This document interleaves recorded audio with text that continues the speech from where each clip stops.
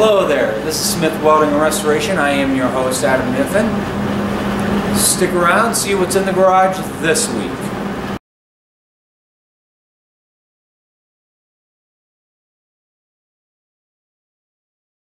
Hey folks, kind of getting wrapped up for the night. Yeah, interesting stuff I reckon. So, some of the stuff is falling on the floor, but this all came out of my uncle's toolbox. Some neat odds and ends you just don't really see anymore. Badass set of snap ring pliers. I don't even know what brand they might have been. They were made in the good old USA. Here's one for you guys. You'll get a kick. Some of you get a kick out of this. Where'd it go? Blue Point, made in USA. How old's that, you suppose? The Snap-on Blue Point division hasn't been USA made tools in how long now? So these are my uncle's toolboxes, what's left of. So I started going through. I actually emptied that out and started repopulating it, because everything's pretty much dated at this point. I mean, you don't use a lot of Allen keys and this is kind of what I came into. That's where we started. Tons of mud dauber nests and mouse shit, and this drawer. No, it was one of the bottom drawers. Live mice in it, I opened it. Kind of cleaned up. We're kind of up here, you know. But yeah.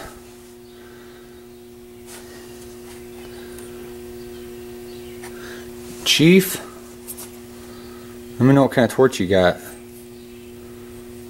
I don't know if these are any good anymore. I think they come off of an Airco torch. But going through, just looking at stuff.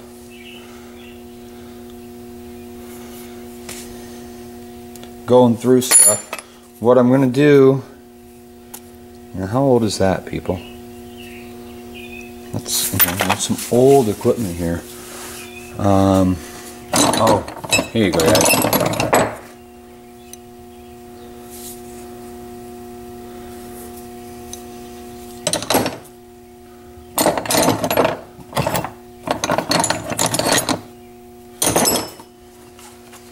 Stuff that I got.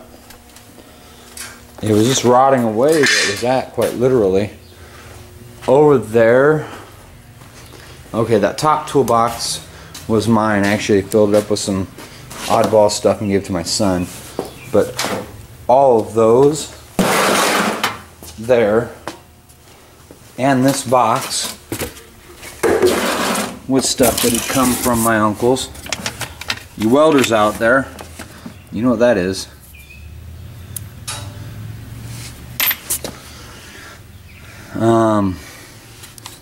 Boxes of tungsten. Some shit that I don't even know what it is. Alright. So, for the actual main event, check this out.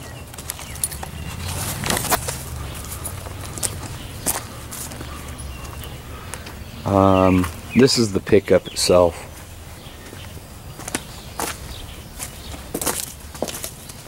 It's been in storage for no less than a decade.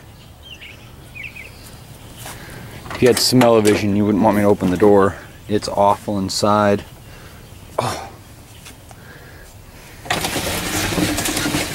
Maybe it'll rain in here tonight.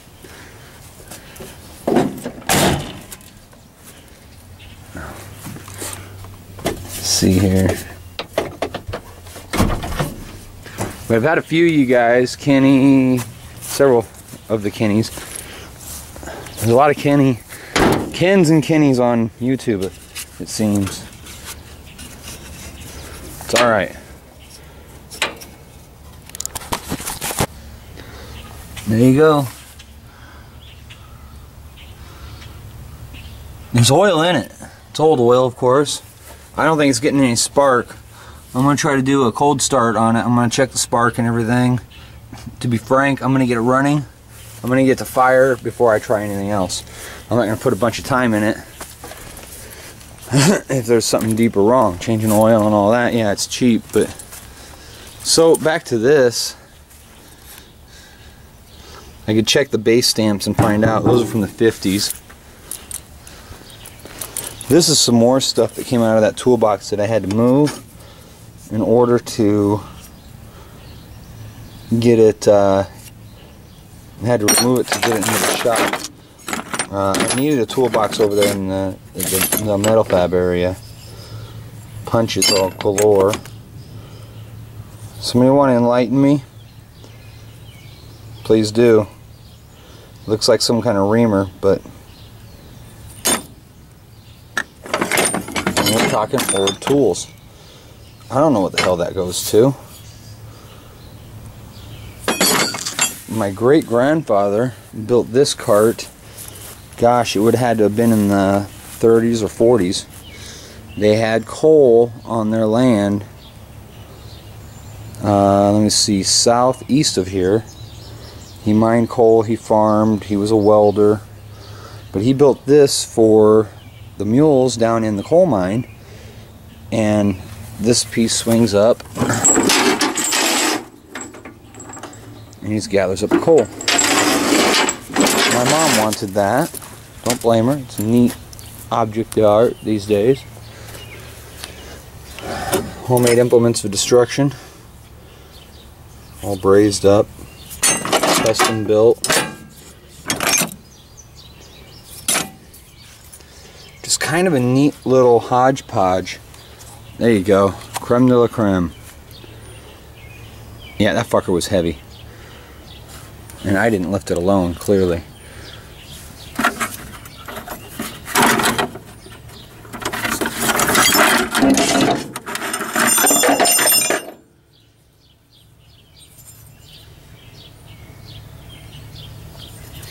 I'm not certain on this, but my great-grandfather made a bunch of those puzzles. He made a bunch of those puzzles where there's 3 links of chain and a 2-inch ring so it can't slide over the horseshoes. The trick to the puzzle is to get the ring off of there. I think these are the same horseshoes he built those out of. He would have built most of those, he would have made most of those probably in the 60s, maybe earlier. There's a bunch of them running around the family. There's a bunch of old power tools and stuff in there. Grease guns that were on the tool cart.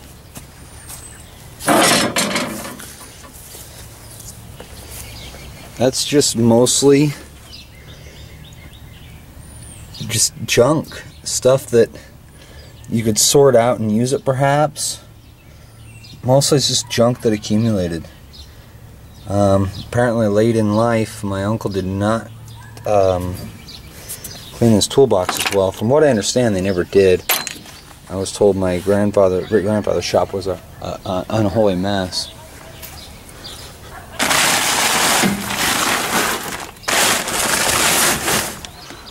A pipe vise on a homemade stand.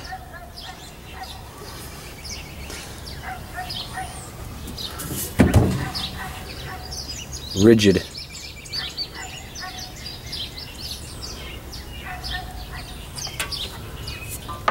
Back when patent numbers only had 7 digits. How I stuff in here. Stuff all kind of shit in here too.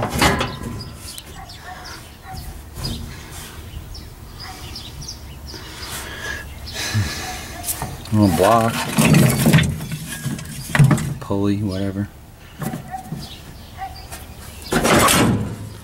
This is the truck that I had to shovel, I don't know, probably 100 pounds of raccoon shit out of before I started loading.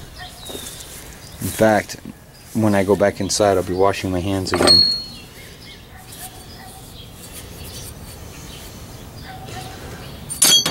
I wonder where the tapper bar went. I've got a tapper bar, you know, for tapping threads. or cutting a die bar, I guess, for cutting threads around here somewhere.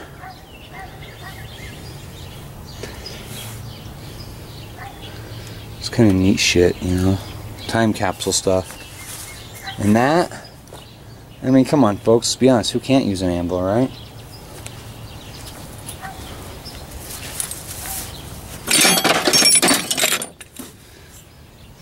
Yeah. Is that not badass? Seymour. I think that company even still exists.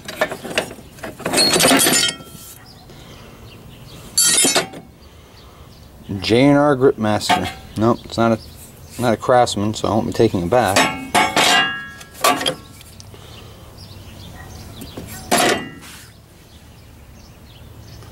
Just wild.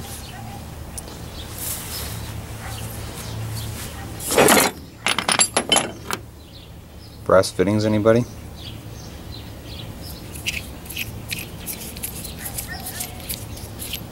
It's a compression fitting, and I just lost the compression part. But it's a compression style fitting for copper line. Assumably for welding.